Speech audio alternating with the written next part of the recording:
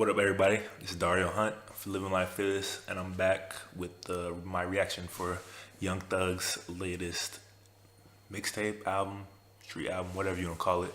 No, my name is Jeffrey. First off, I can hear all the old heads exploding right now just off the cover alone. If you haven't seen it, it's right here. And as you can see, it's Young Thug fully decked out in women's dress, head to toe. I don't really know why he did it, but it's just what he does now. I don't know what the antics are for because I don't think it's been translating into sales at all for him. So I don't really know if he's doing it for the publicity or that's just how he is and who he is. But at this point, it's kind of just like whatever. Young Thug has always been kind of a guilty pleasure for me because I've never been a fan of almost anything he does or says or acts.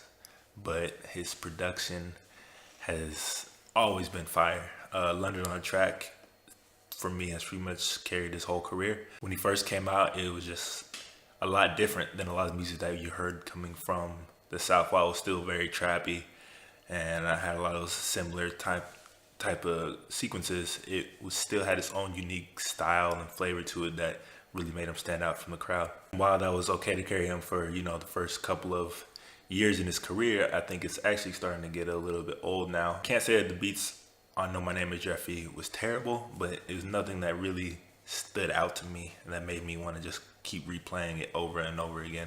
After a couple plays, it was kind of just like, well, that happened, what's next? He's in a tough place because he has influenced a lot of people and a lot of artists coming out nowadays to the point that a lot of the stuff is starting to sound the same.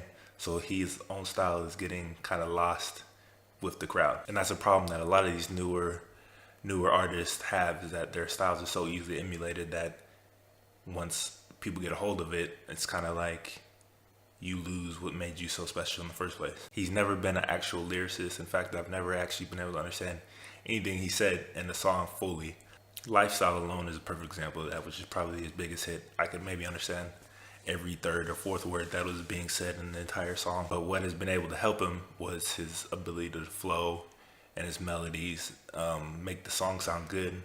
And it was kind of infectious, even if you didn't understand anything he was saying. But with, the beats not sounding as great as his older stuff on No My Name Is Jeffrey, it makes his lyricism or lack thereof stand out even more. It's not to say there's not some good songs on there, like Guwap, Pick Up the Phone.